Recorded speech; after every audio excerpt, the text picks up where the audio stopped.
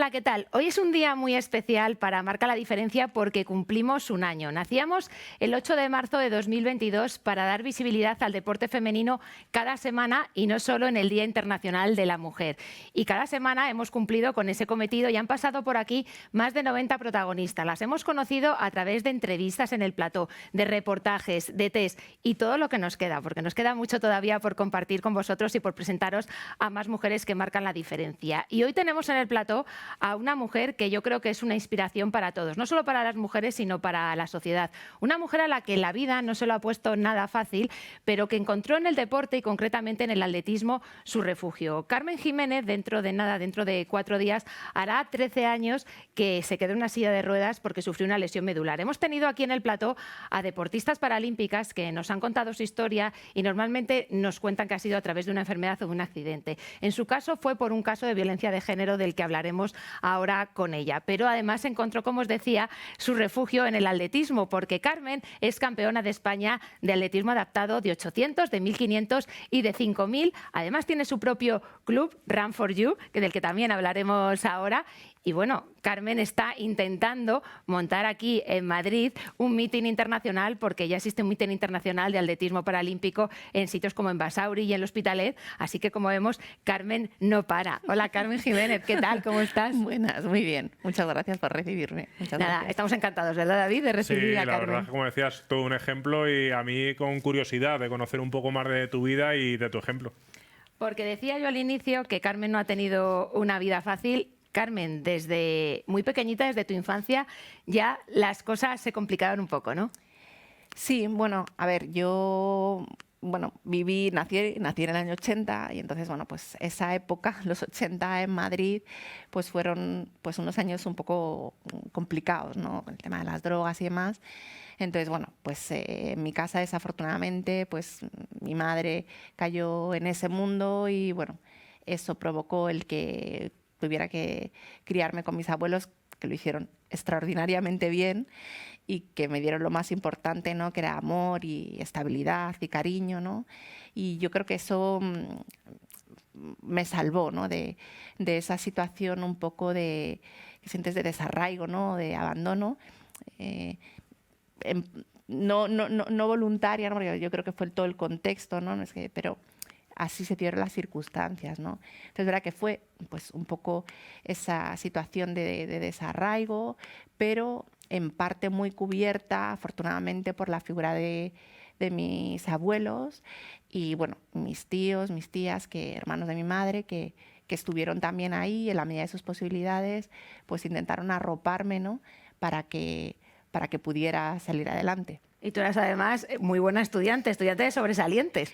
A ver, yo creo que fue un poco refugio y en el cole, bueno, pues tú nunca sabes, ¿no? Al final es el cúmulo de circunstancias, ¿no? Y bueno, pues mi grupo de amigas, que lo siguen siendo a día de hoy, o sea, ya va para 36 años de amistad, pues bueno, eran niñas muy buenas estudiantes y tal, y yo, pues yo qué sé, nosotras hicimos piña, durante 36 años hemos hecho piña, y yo creo que me refugiaba un poco en los estudios, ¿no? Yo llegaba a casa y como me ponía ahí con los libros y, bueno, como que me metía en ese mundo y me aislaba un poco de los problemas de alrededor y fui luego, con el paso del tiempo, también haciéndome consciente, ¿no? Porque mis propios abuelos, mi tía me insistían, ¿no?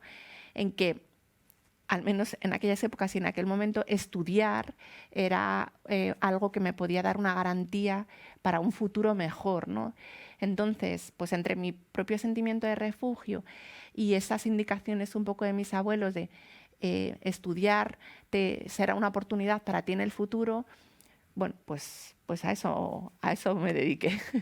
Digo, estudiaste, conseguiste un buen trabajo y al final ese trabajo te cambió un poquito la vida. Digo, conociste a una persona, por llamarlo así, bastante desagradable que...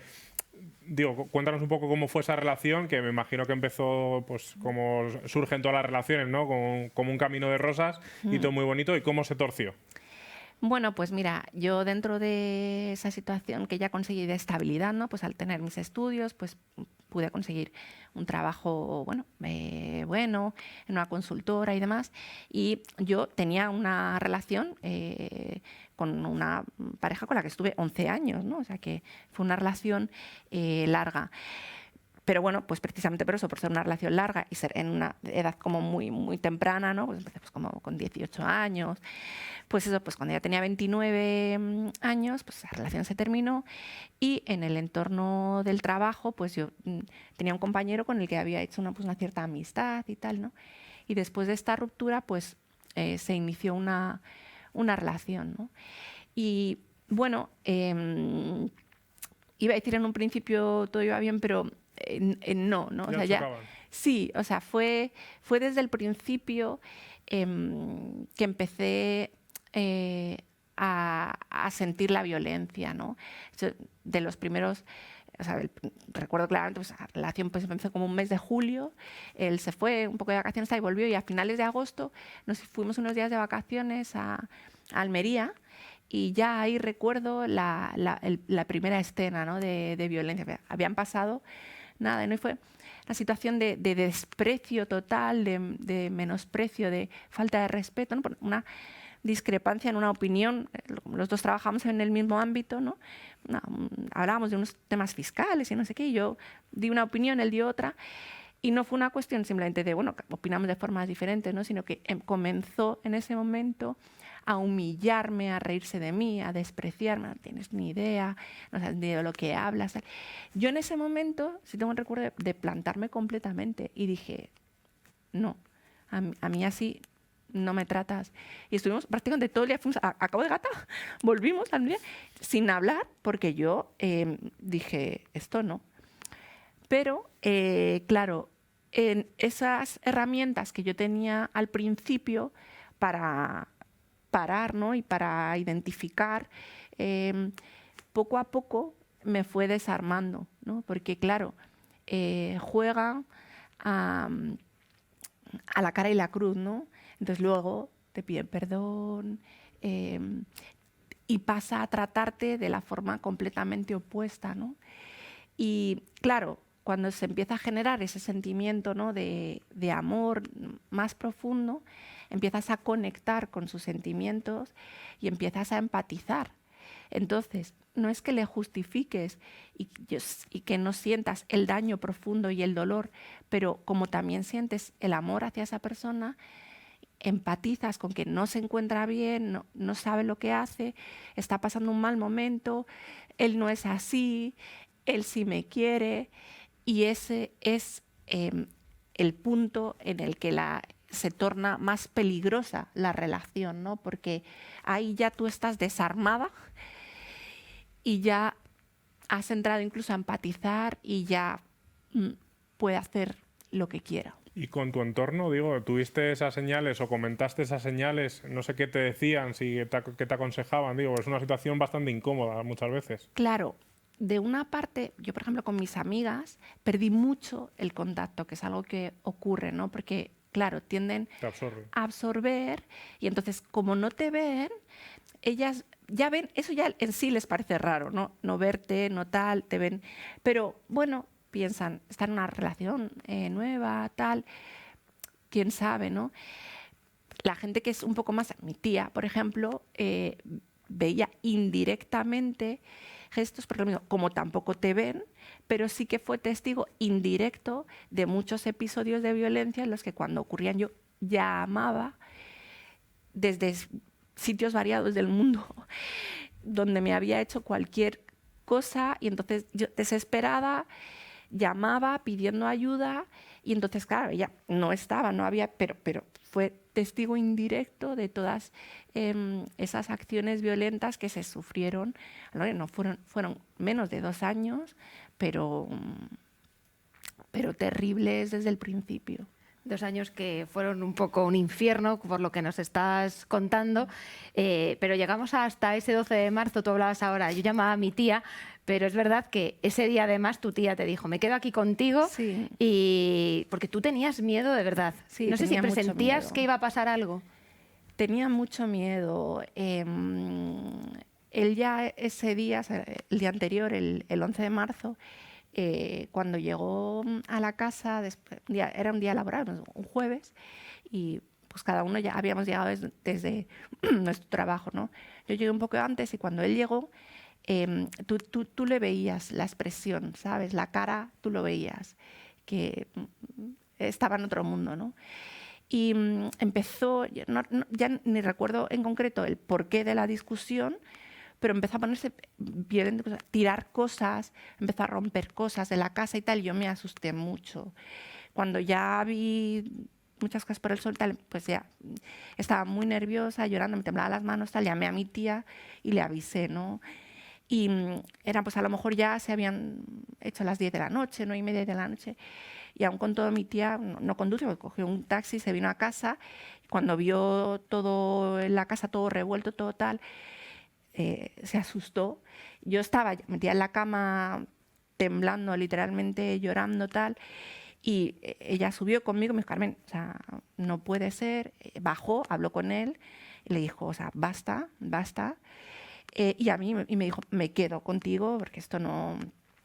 Pero, claro, te sientes culpable, ¿sabes? Es que te sientes muy culpable en esas situaciones. Y era un día, al día siguiente teníamos que trabajar todos, mi tía también, y me sentí mal, ¿no? Le dije, no, vete, tía, no te preocupes que no va a pasar nada, ¿no? Pero sí, a la mañana siguiente, no sé ni cómo, que debí de quedar dormida de la ansiedad, yo creo que me debió derrotar, ¿no? Y me desperté, y cuando me desperté, él estaba ya, yo le vi de espaldas, ¿no? Y cuando giró un poco la cara, le vi, ¿no? Le vi la expresión, y es que sabía que algo venía, ¿no? Porque yo le conocía. Y mi reacción fue tender a esconderme, encerrarme en el baño de abajo, que es el único que tenía pestillo. Y me quedé, como iba, pues nada, de dormir, ¿no? En ropa interior, me encerré en el baño muy asustada porque lo sabía. Y en efecto él, bajó tal, intentó abrir, como no pudo abrir, hizo todo el gesto de irse de la casa, porque la puerta de salida estaba enfrente de la puerta del baño y el ascensor estaba al lado. Y él hizo todos los movimientos, incluso yo oí subir el ascensor, incluso oí bajar el ascensor y oí las llaves, pero había hecho todos esos gestos cerrando y cerró por dentro y estaba dentro. Y cuando yo abrí la puerta, después de unos minutos pensando que no estaba, me la encontré así. Y recuerdo una última frase, decirme, ¿no tienes que ir a trabajar? Pues hay gente que sí. Y ya yo no recuerdo nada más. Ya de ahí lo que sé es que terminé 3 pisos para abajo y lesión medular y demás, ¿no? Pero todo lo demás yo ya no lo recuerdo. A mí lo que me parece increíble, además del caso de Carmen, es que una persona que te tira por el balcón 3 pisos, después no haya pasado un solo día en la cárcel. O sea, el caso ha sido sobreseído. No nos entra en la cabeza a la gente que pueda pasar eso, que una persona así, un agresor, se pueda ir de rositas. Lamentablemente no es solo mi caso. El Consejo General del Poder Judicial publica todos los años un informe anual sobre violencia de género y está público, lo puede consultar cualquiera en Internet. Y año tras año, desde el 2004, que fue el año en el que se inició la Ley de Violencia de Género, el informe pone de manifiesto que cerca del 50%, el 47, 48, 48, muy cerca del 50% de los casos que se denuncian, que ya son una minoría, de los que se denuncian, cerca del 50% terminan en sobreseimiento, archivo. Entonces, es que no es mi caso.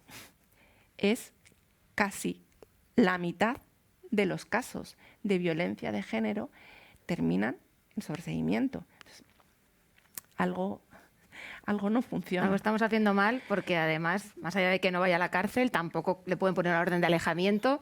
O sea, al final esa persona está libre y yo entiendo que por lo menos cuando pasa eso, siente miedo y yo no sé si se llega a perder ese sentimiento de miedo en algún momento. No. Mi secuela de la violencia de género no es la lesión medular, no es la silla de ruedas, no. Mi secuela es el miedo, sin lugar a dudas. mucho más paralizante el miedo que la silla de ruedas, infinitamente más paralizante. Yo con la silla me muevo y me muevo con normalidad y no tengo la sensación de que me limite para nada. El miedo sí me paraliza muchas veces y huyo de situaciones en cuanto siento, y es que yo sienta, no es que a lo mejor la otra persona, no, pero yo ante cualquier sentimiento de mínimo ataque, es que yo me paralizo, o sea, me escondo, me meto en mi caparazón y hasta que yo salgo de ahí pasa porque me asusto, Es un mecanismo de defensa, yo creo que lo he desarrollado por aprendizaje, pero es que me asusto. Carmen, eres una mujer muy valiente, digo, primero por contar tu testimonio, que es tan duro como cruel, pero también eres valiente porque al final, y hemos pasado también, lo comentaba Almu, por muchas deportistas paralímpicas aquí, que luego les toca rehacer un poquito su vida. En tu caso, además, por partida doble, digo, además de físicamente, que te dejó en una silla de ruedas, anímicamente. Yo te quería preguntar por ese proceso. ¿Cómo llega una a situarse en su nuevo escenario? Porque tiene que ser doblemente complejo. Sí, pues fue, como tú bien has dicho, un proceso. Yo ahora se me ve muy bien y estoy, yo creo que razonablemente bien, ¿no? Todos tenemos problemas, pero estoy muy bien. Pero no estaba así desde el principio, lo pasé francamente mal. La parte de recuperación física, bueno, pues fue una cuestión de entrenamiento, de repetir, y hasta que, pues cuando me pasé de la cama a la silla, de la silla al coche, de la ducha 800 veces, pues a la 801 pues me parecía la forma normal de hacerlo, ¿no? Y eso fue como un entrenamiento. Pero es verdad que la parte emocional y psicológica fue la más compleja, porque era integrar y convivir con el sentimiento de que querer a una persona podía provocar que te intenten matar, ¿no? Entonces era como sentimientos enfrentados que en mi cabeza no eran compatibles, ¿no? Y que sí que generó esa secuela, ¿no? Que persiste y persistirá siempre del miedo, el miedo, ¿no? Entonces, lo que he hecho es trabajar para que el miedo me ayude y no me perjudique, ¿no? Para que el miedo me ayude a identificar situaciones peligrosas, situaciones, intento que me ayude a identificarlas, pero no que me limite y me paralice y me impida vivir. Yo luego rehice mi vida, me casé, tuve hijas, aquí quiere decir que he tenido la capacidad de volver a vivir, ¿no? Unas relaciones pues normales, pero claro, el miedo. ¿Y a quién te agarras en ese momento? Digo, ¿a la familia, a las amigas que comentabas antes, a profesionales? Pues a todo el mundo, muchísima gente. Fíjate que yo prácticamente, por lo que hemos comentado antes al principio, pues prácticamente no tengo familia, ¿no? Mi padre nos abandonó. Mi madre murió cuando yo tenía 18 años. Me criaron mis abuelos, que lógicamente también habían fallecido. Entonces yo tengo pues una tía que vive en Madrid, un tío que vive en Tarragona, ya no tengo familia. Y yo estuve 7 meses en el hospital de Toledo. 7 meses, son muchos días. Sí. Todos y cada uno de esos días hubo alguien conmigo en el hospital. Todos los días sin excepción, o por la mañana, o por la tarde, o ambas. Entonces, compañeros, compañeras de trabajo, amigas, amigos, vecinos, o sea, todo el mundo me apoyó y eso, lógicamente, me dio muchísima fuerza, ¿no? Que es la que persiste también ahora, porque al final es eso, ¿no? Tú te creas tu entorno. Entonces, la familia es algo muy relativo, ¿no? Yo creo que la sangre es genética, ¿no? Pero la familia es amor, ¿no? Y eso te lo creas tú con tus gestos y tu entorno al final responde. Y yo me sentí muy arropada por muchísima gente, muchísima gente. Y en esos 7 meses en el Hospital de Parapléjicos de Toledo, porque hemos conocido a muchos deportistas paralímpicos que han pasado primero por allí, que es en el Hospital de Parapléjicos de Toledo donde tienen esa primera toma de contacto con el deporte o con ese segundo deporte, porque allí hay mucho tenis de mesa, hay baloncesto en silla. Yo no sé si allí ya probaste el deporte y pensaste en, bueno, de cara al futuro puede ser una herramienta de rehabilitación en todos los sentidos, no solo física, o en ese momento no entra a la ecuación y entró después con el tema de Bruno del que hablaremos. Sí, no, en ese momento no. Mira que yo era una persona que no era una profesional de ningún deporte. Yo nunca me dediqué, estuve en una escuela de baloncesto, en una escuela de natación, no. Pero yo hacía deporte todos los días. Yo trabajaba en una oficina, en una consultora, y yo al mediodía, en lugar de irme a tomar el menú del día con mis compañeros, primero, segundo y postre, pues yo me cogía mi mochila, había un gimnasio al lado, me iba al gimnasio, y bueno, pues en el gimnasio pues unas días fuerza, otra movilidad, tal, o las clases, o bici, o no sé cuánto. Y luego los fines de semana igual, ¿sabes? Pues a montar en bici, a escalar, a la montaña, a esquiar, pues así. Todo amateur, pero todos los días practicaba deporte, ¿no? Y cuando yo me vi en esta situación en el Hospital de Toledo, pues probablemente era un momento muy crítico y yo no fui capaz de ver más allá de lo cotidiano, ¿no? De vestirme, ducharme, o sea, me parecía ya un mundo.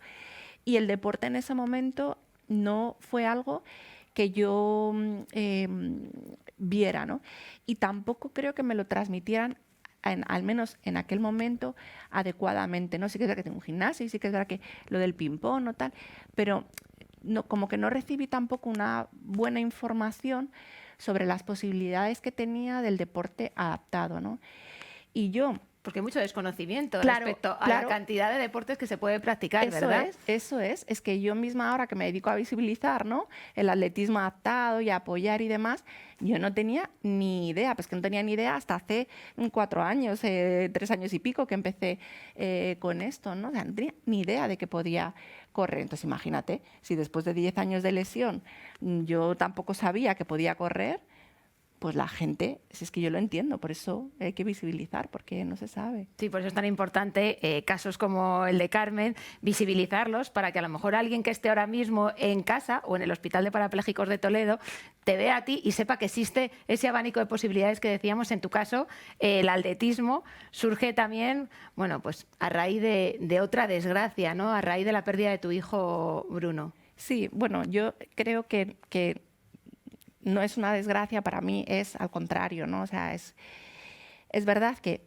mi hijo nació y murió el 4 de septiembre del 2018, ¿no? Pero la primera parte es la importante, ¿no? O sea, es que Bruno existe, ¿no? Que Bruno estuvo 34 semanas en la tripa de su madre, nació, vivió 8 horas, no nos atendieron en el parto, entonces tuvo que nacer en casa, llamé 4 veces, no vinieron. Sufrió una falta de oxígeno enorme que le provocó pues que finalmente falleciera, ¿no? Pero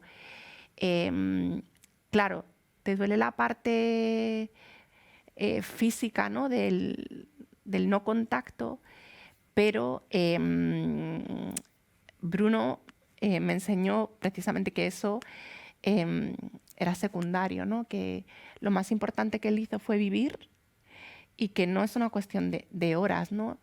Tú no quieres más a la gente a medida que pasan los años, ¿no? Yo tengo otra hija de 9 años y otra de 3. A la de 9 la quiero más que a la de 3 porque, claro, como han pasado más años, yo a Bruno le quería antes de concebirlo. Ya no te digo antes de nacer, antes de concebirlo quería a Bruno.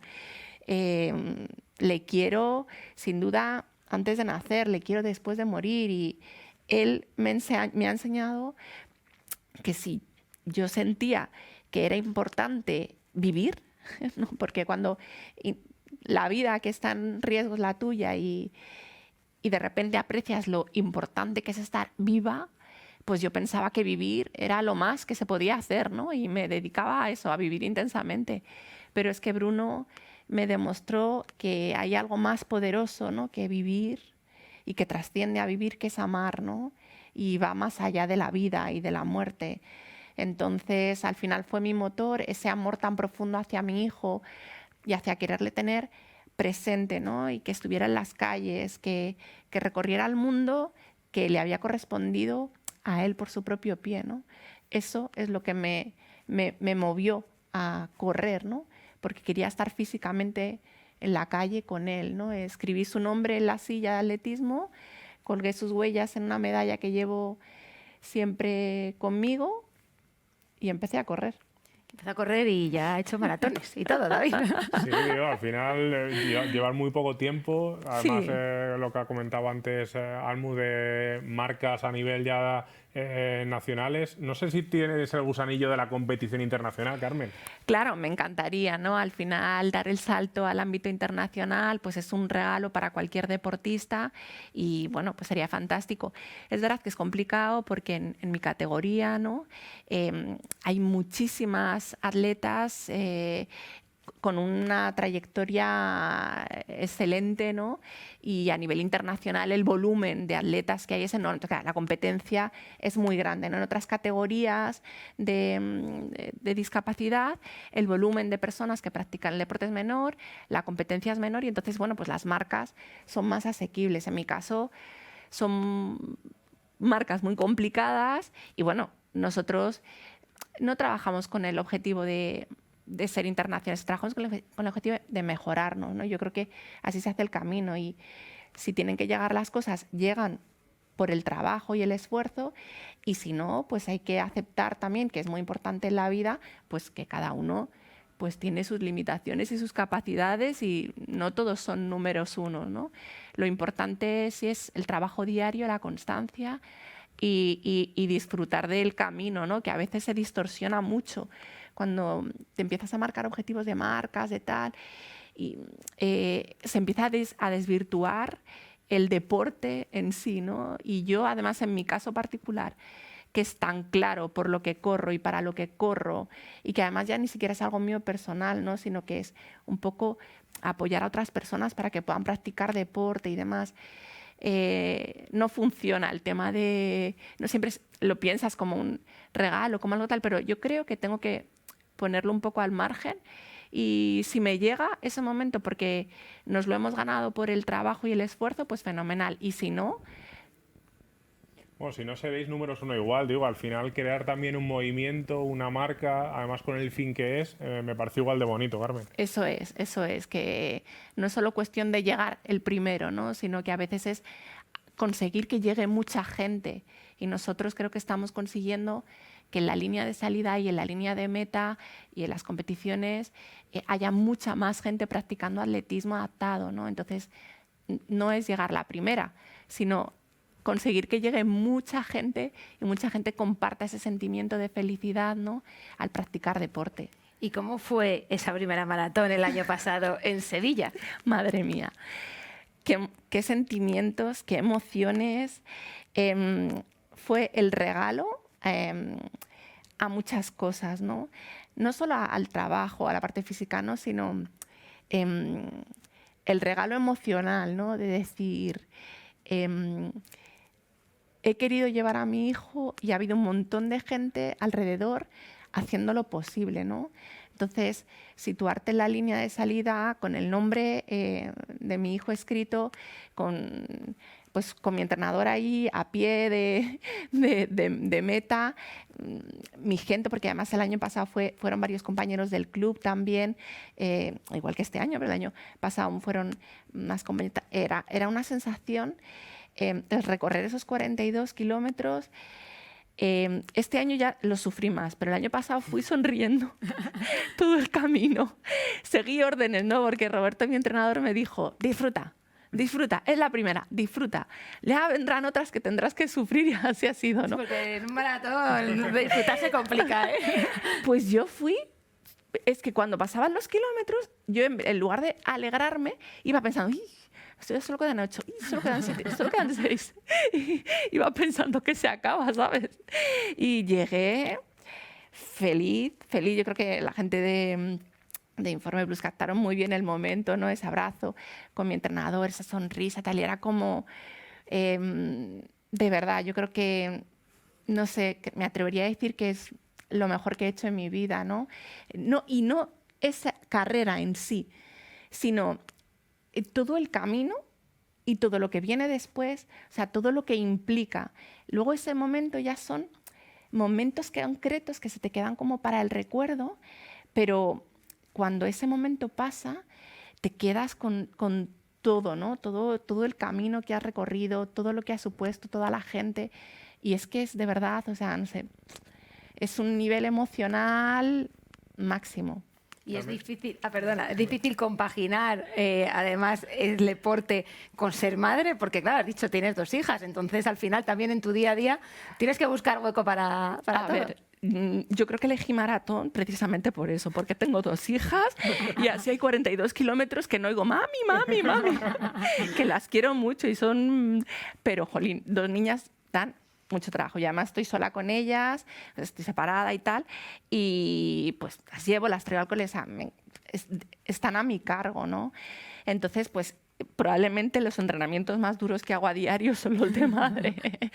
Pero luego tenemos la fundación, tenemos el club, entonces al final es verdad que el volumen de trabajo, ¿no?, que tenemos es grande, pero claro, es algo que haces, si lo haces, algo que haces que te gusta, claro, te puedes encontrar cansado, pero no te pesa, ¿no? No te pesa, pero es verdad que pues en nuestro caso se juntan muchas cosas que hacen que, bueno, que sea un poco complicado casarlo todo, pero al final si quieres, como le pasa a muchas, sobre todo a mujeres, ¿no?, la conciliación y tal, pero si quieres y te gusta lo que haces, al final haces encaje de bolillos, porque haces encaje de bolillos para cuadrarlo todo y funciona. Yo te quería preguntar, Carmen, antes de despedirte, que eres una mujer que pone luces en las sombras, no sé qué sueños te quedan por cumplir.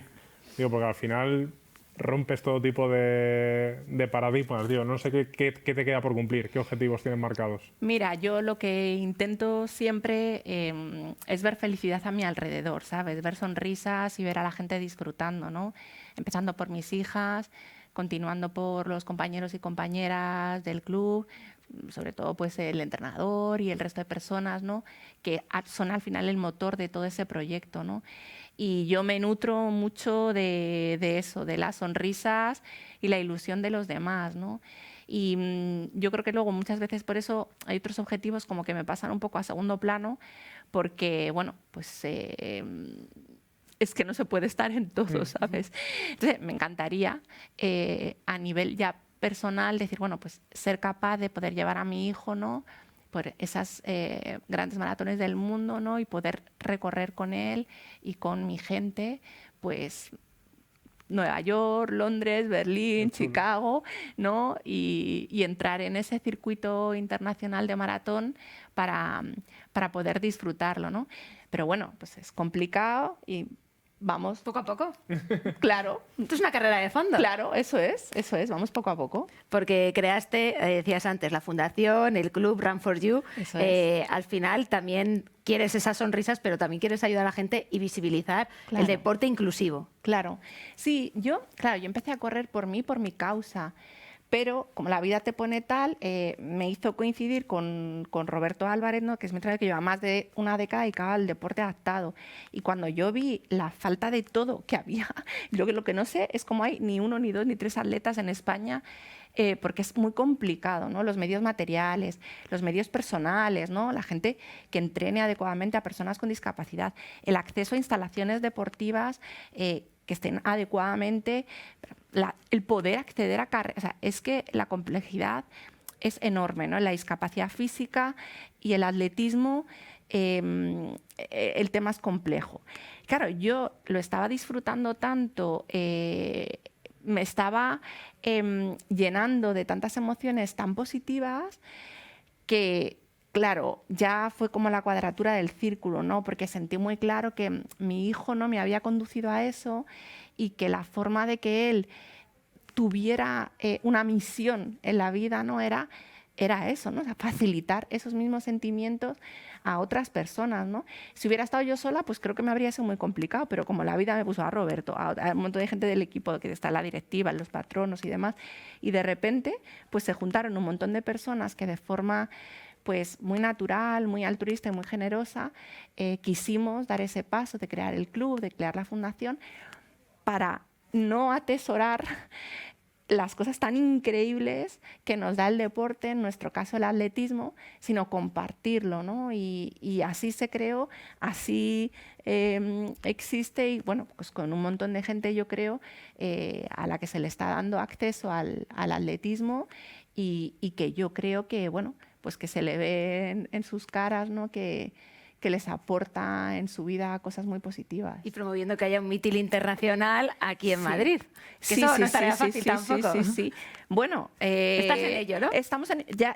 El mitin se va a celebrar, si no pasa nada extraño, se va a celebrar, ¿no? Ya está la conformidad de las instituciones, ¿no? El Ayuntamiento, la Comunidad de Madrid, el propio Estadio Vallehermoso, las distintas federaciones. Ahora tenemos pendiente la reunión con el Comité Paralímpico y tal, pero bueno, no tiene que, en principio ya está todo todos los pasos dados. Por eso decía que no es fácil porque hay muchos pasos. Claro, son muchos pasos. El primero yo creo que va a ser el que más nos cueste, pero bueno, 3 de junio por la tarde en el Estadio Vallehermoso. O sea, es que al final nosotros lo hemos organizado así porque queremos que las personas con discapacidad, los atletas, las atletas con discapacidad, sientan igualdad de condiciones respecto al resto de atletas, ¿no?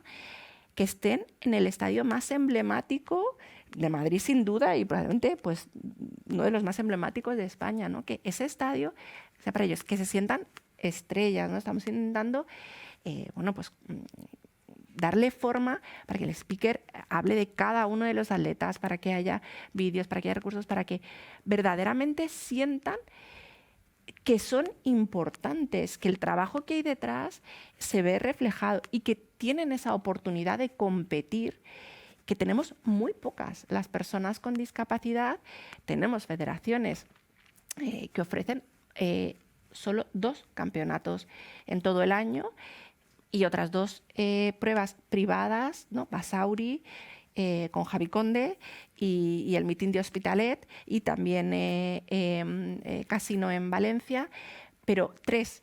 La Federación Madrileña de Atletismo, como ejemplo, y yo estoy federada también por la madrileña, ¿cuántos controles nos ofrece? Si cada fin de semana hay un control. Y puedes ir probándote, ¿no? Como atleta, ir testando, y es la forma de evolucionar, el competir, ¿no?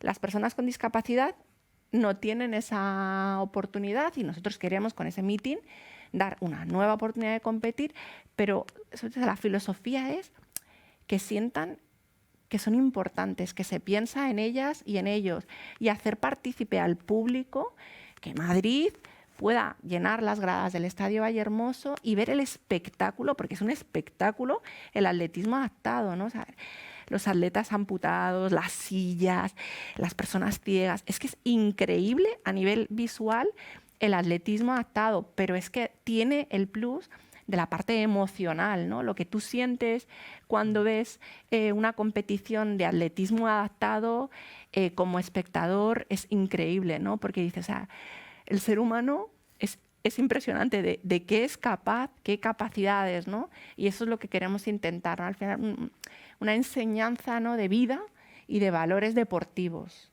Pues apunten la fecha, ya saben, 3 de junio por la tarde, Estadio de Vallehermoso. No nos lo vamos a perder, ¿verdad, David? Ahí estaremos para dar buena cuenta de ello.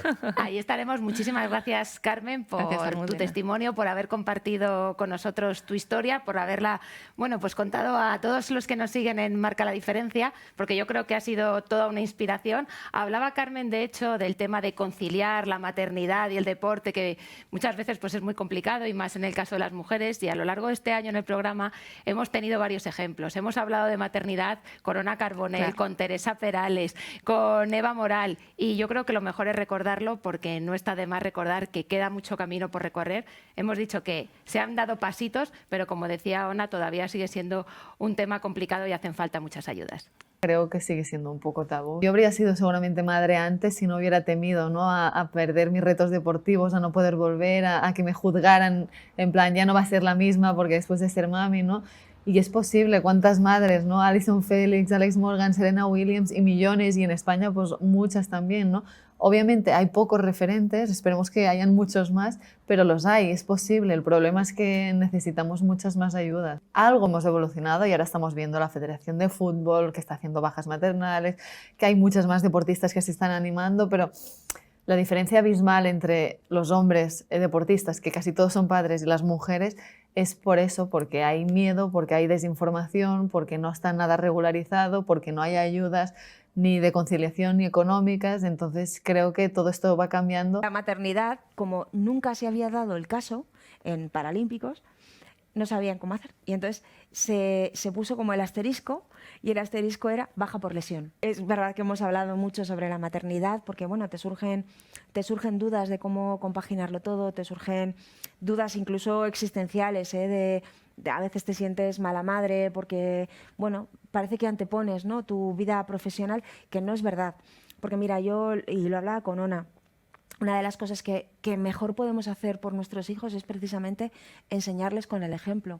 Y yo quiero que mi hijo entienda que tiene derecho a soñar y entienda que tiene derecho a cumplir sus sueños. Y también que aprenda que para llegar a cumplirlos hay un trabajo que tiene que hacer, hay un esfuerzo. Después del embarazo, pues bueno, no es fácil, he de decir que no es fácil. Nadie te cuenta prácticamente lo que es el posparto, la lactancia.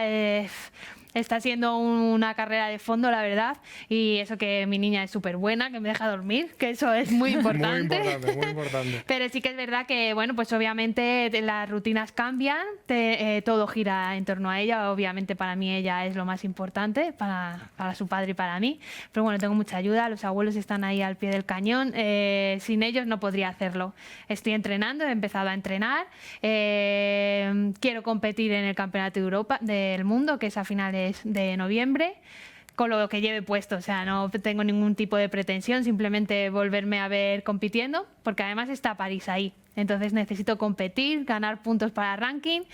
Eso todavía la mujer, la maternidad y eso todavía no está, yo creo, muy bien hilado, porque obviamente mi cuerpo 4 meses después de dar a luz no está como para competir en esa competición, pero tengo que hacerlo por no perder ranking y luego no estar siempre como a la cola y poderme perder alguna competición.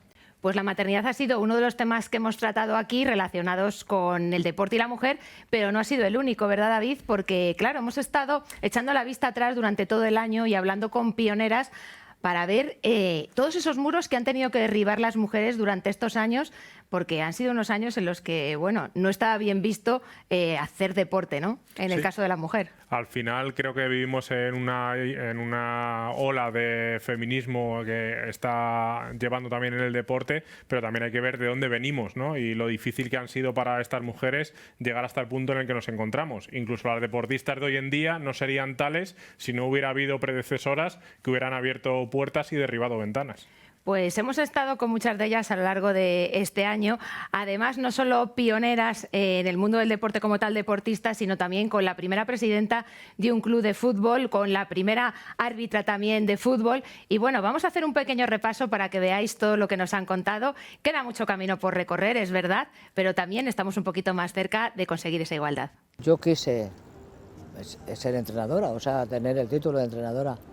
La federación no lo permitió. Solamente me dejaban ir a teórico, pero a prácticas nada. Y como un favor muy especial. O sea que, y bueno, y cuando los árbitros y cuando yo me sentaba en el banquillo, pues fíjate lo que me llamaban y lo que me decían, pues de todo. Inclusive en Pinto, pues yo tenía amigas, claro, de haber vivido allí. Estudié en el colegio de San José de las Ursulinas, allí en Pinto.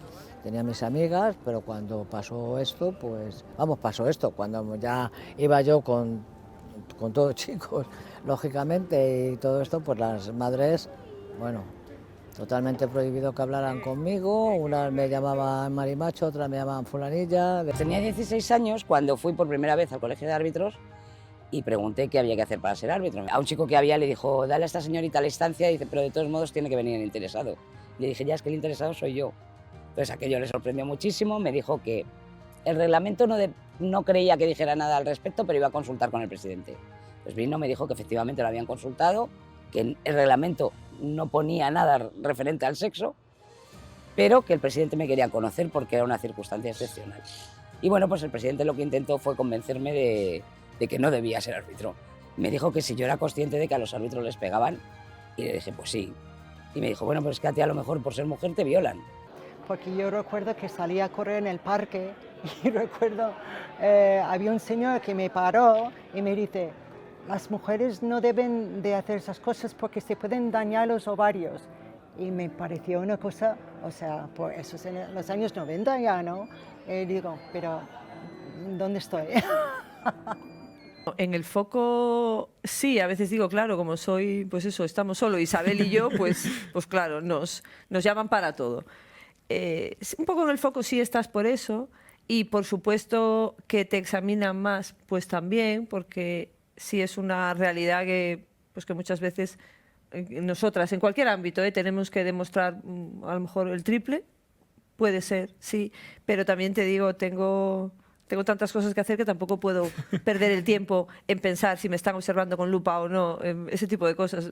A eso no le dedico mucho tiempo, pero si lo miras desde fuera o cuando lo mira otra persona y te lo cuenta, pues sí es así. Cuando empecé era un bicho raro un poco, ¿no? Y he sido pionera pues en el trial, en el enduro un poco, en el Dakar, y habían habido otras que corrían, pero quizás no habían estado tan adelante con los chicos, entonces sí, siempre me he sentido un poco que siempre he tenido que demostrar, siempre he tenido que luchar mucho para ganarme un sitio en los equipos, en todos lados, ¿no? Pero yo creo que eso también me ha ayudado a estar donde estoy y a habérmelo currado tanto. He vivido de todo, sí, obviamente si hubiese ganado los títulos que he ganado siendo chico, seguramente tendría la vida resuelta. No estamos todavía donde podríamos estar, pero también intento ver la parte positiva, y es que ha avanzado mucho y ha mejorado mucho la situación, ¿no? Y que las que vienen ahora lo tienen mucho más fácil que yo lo tuve, que eso es algo de lo que me alegro mucho. Bueno, y ahora sí, se acaba este programa. Ya os decíamos, empezábamos diciendo que cumplíamos un año, estamos de celebración. Y yo creo que en los días de celebración, David, es el momento de dar las gracias a todos los que nos han acompañado durante este año, ¿verdad? Sí, igual que se soplan velas en el cumpleaños, creo que cada programa que emitimos aquí creo que es un triunfo, es un paso hacia adelante hacia esa igualdad de la que hemos hablado durante toda la jornada. Y bueno, es un día también que solemos dedicar a la igualdad, que enfocamos todo en la igualdad, pero creo que eso se construye día a día y para eso está marca la diferencia. Y queremos dar las gracias en especial, bueno, a todos vosotros por habernos seguido, pero en especial a todas esas mujeres deportistas, presidentas, árbitras, a todas las que habéis formado parte de este programa, que habéis marcado la diferencia en el pasado, que seguís marcando la diferencia y que la seguiréis marcando en el futuro. Gracias a todas vosotras por haber formado parte, por haber estado con nosotros durante todo este año, y este es el homenaje que os dedicamos. Os vemos la próxima semana, ya sabéis, a las 12 en marca.com y bueno, en nuestro canal de YouTube.